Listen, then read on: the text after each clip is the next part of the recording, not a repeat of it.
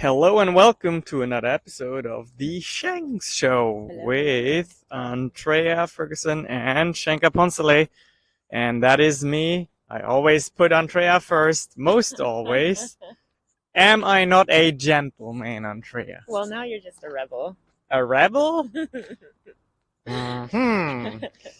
Well, rebel or not, we have quite of an important topic to discuss today concerning cybersecurity or security in general. We spoke about it a few days ago, but it happened again, and we see the big need to raise awareness around a form of security threat called social hacking. I will say that generally speaking, in the past weeks, I saw an uptick of fraudulent activities or at least attempts to hack our clients by mostly using phishing or social hacking strategies. So we'll go over those two again. Andrea, do you want to explain what happened to one of our clients? Yes, unfortunately, it was the social hacking technique of impersonating a staff member who wished to change their bank details. And it's usually done in such a casual manner, like you cannot, if you are not careful to look at the details, it just appears like maybe there's some, fast, quick typos, a few misspellings don't throw you off necessarily, but it really comes down to really pretending like you own that relationship, like you're really being spoken to by a member of your team who just simply wants to change their bank details. And so that happened. And what they do is they they're really smart because they either ask what other details do you need from me, or they will tell you the details in such a way where you just pass them along. And then so that happened and the person got paid. They really did. It went straight to their bank account, didn't it? Yeah, so that happened twice recently.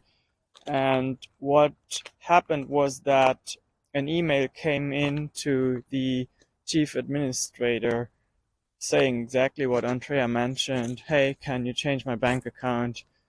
In the busyness of the day, the administrator didn't think much of it, just passed it on to the payroll service or the CPA, and it cleared.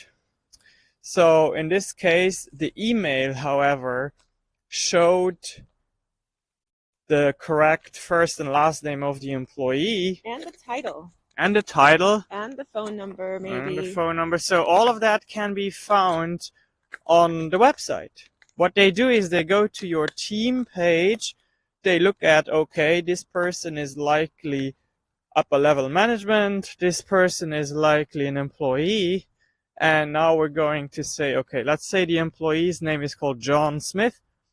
So they go to Gmail, they open a Gmail account, first and last name they set to John Smith, and the email address itself is, of course, a random address attributed to them by Gmail.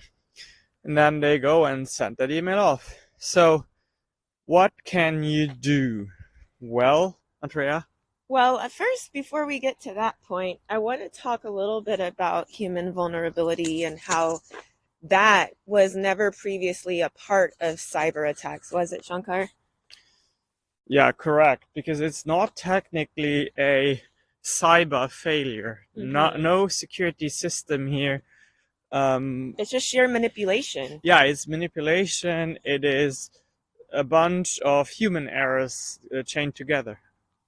Yeah, so in the past, it may have been, you know, you're getting hacked into your account without you knowing. Your email is literally being hacked into, and then it became social, so it was Facebook or Instagram or this or that, and maybe they'll make a breach because of poor password security or something of that nature. And now we're seeing a lot more phone calls have also kind of been around, right? And that's a little bit more, that's manipulative. We're getting more into where we are right now in 2022, where we're getting a lot of text messages. And even then, you have some time to think.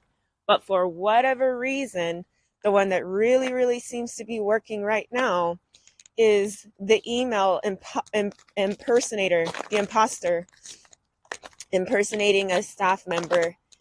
And it's just so dangerous to treat something so personal in a casual manner. So that even means your staff, you have to train them when they are asking for changes, that you have a procedure in place, right? Mm-hmm. What was the initial question? Because I got Well, first of all, I have to adjust something you said, because you made it sound like phishing and hacking doesn't happen anymore. And that is not correct. It happens in large, large amounts. Do you think you know all about IT and tech just because you know all about IT and tech? Actually, especially the phishing strategy, which is the email where you get a form that says, hey, you received a fax or download this document here. And then typically it takes you to your SharePoint or your Google Drive, or at least it looks like that. Mm. And it says, enter your password here. And then you give them basically your SharePoint password. And then they'll go in to your account and have access to everything. Now, the way you detect that is that the screen that looks like SharePoint looks like it, but it doesn't have the same web address. It's typically something that is far from SharePoint.com or Microsoft.com. Okay, so that's the phishing. And I have a tip, by the way. Always, always, always look at the whatever is after, where .com should be.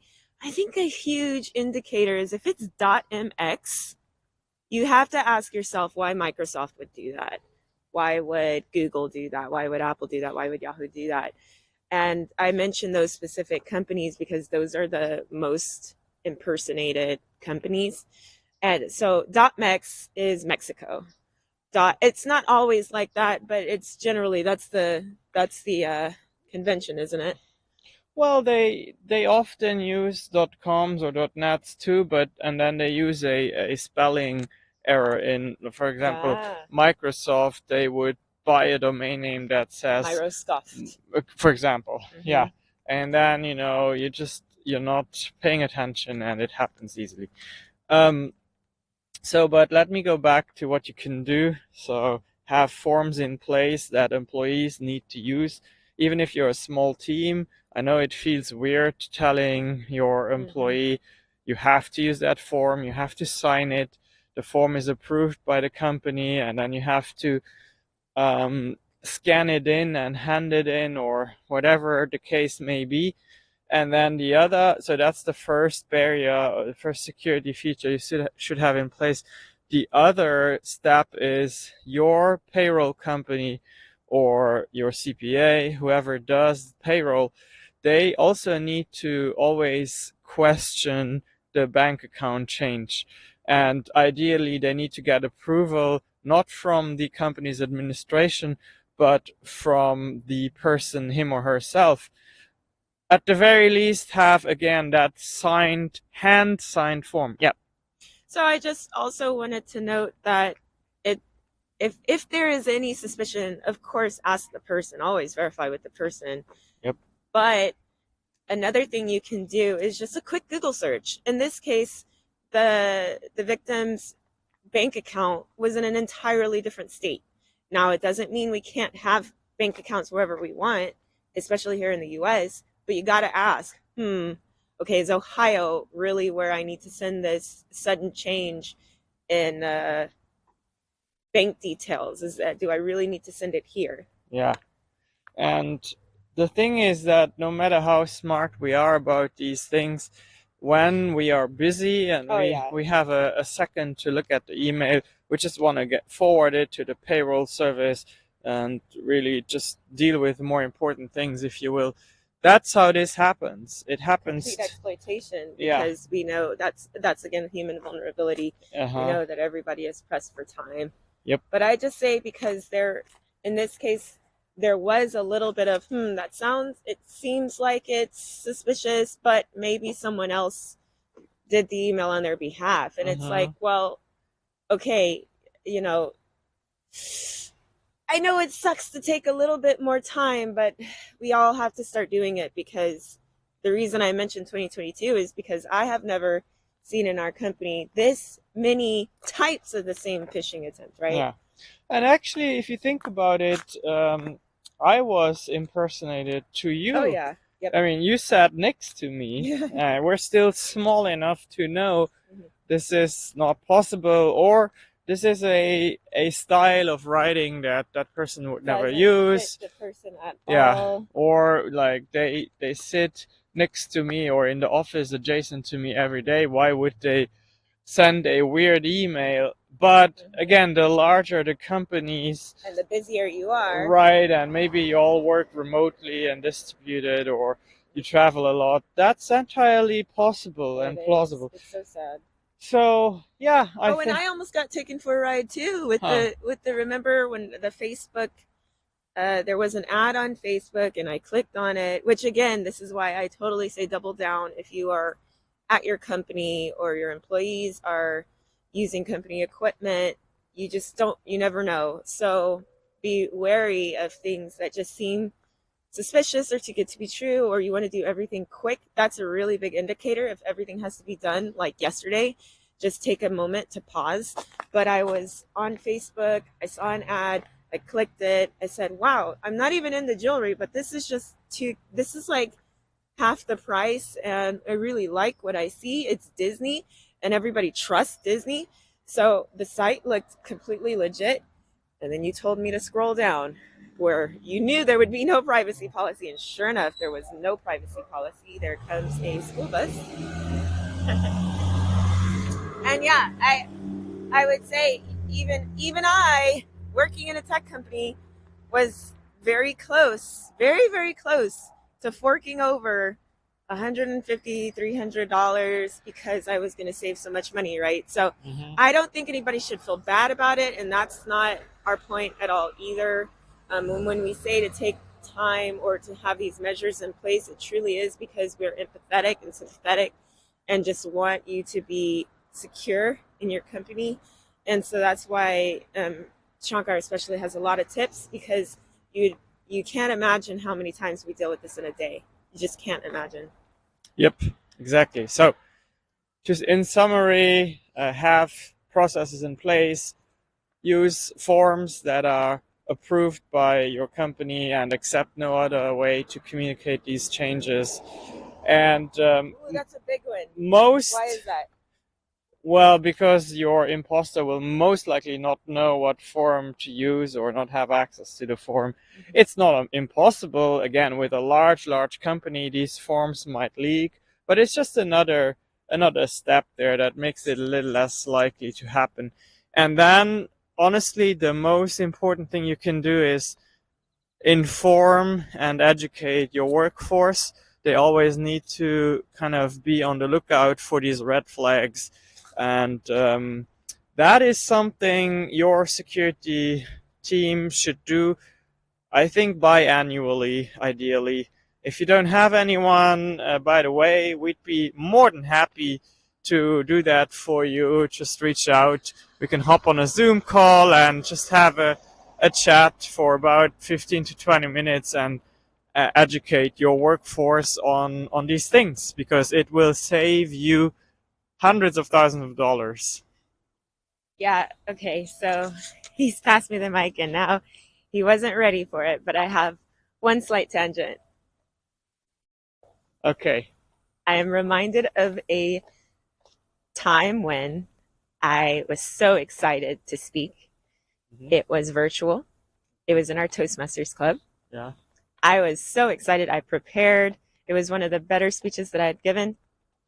Opened the PowerPoint. I was 3 minutes away from ending, and Guess who came in? I don't remember. A random Zoom bomber. Oh A yeah. random Zoom bomber came in, and when we say bomber, it was a bomb. There was all kinds of phallic things. There were all kinds of Inappropriate. colorful language, we'll say, and vulgar stuff. And I just want to say I have never seen Shankar move so quickly with a mouse. He bumped all of them out quickly because it was a barrage of folks that had come in. So again, exploiting that vulnerability, and there's so many different ways to do it. And one day we'll have to talk about how that's even possible, what Zoom bombing, what that does, what that means, where we are in society, who would do that. I don't know. I think it's a lot less frequent now, though. But because yeah, Zoom has definitely taken steps, such as usually when someone gets kicked off a call like that, you can report them, and they wised up, didn't they will deactivate the account and the whole passwords, and the whole waiting room situation.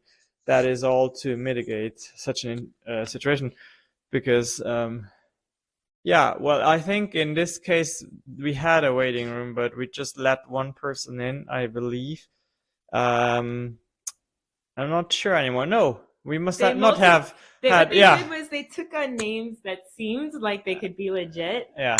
and there were so many of So I them, and some of accepted them them. duplicated their names because Yeah. when you're on your phone and you're like, oh, Yeah, I gotta switch to we my were like computer. excited. Oh, so many guests today, Yeah. and then they were like crap. Dancing bananas Yeah. with vulgar mother this that Yeah. no, woo.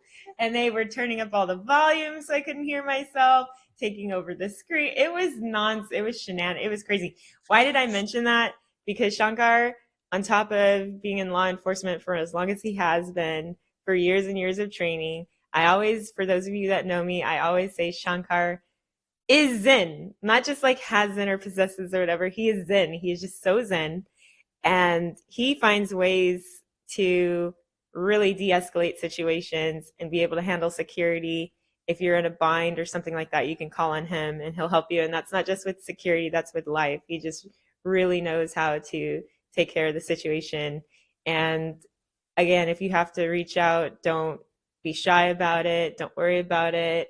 We'll get you sorted. And yeah, that's all I wanted to say. I felt super like, wow, he took care of this and he didn't even bat an eye. He did not panic or blink. And a lot of, especially teachers, because it was happening to them most of the time during the pandemic, they just got so overwhelmed, and some of them got so frustrated they just quit because they're like, I can't work like this. Yeah. So you know what? With our Shanks.club, we're going to release a series of videos to show what these emails look like, and that's a really good idea. So people, our community, guys, you know it by now, $7 a month, join Shanks.club and support these eager speakers here. And yeah, no, it's awesome. Just yesterday, we had someone from Florida join Shanks.club, so huge. Welcome, new member. Welcome, Jennifer. Yes. All right. Okay, that's it for today. And we will see you tomorrow. All right. Bye-bye. Bye-bye.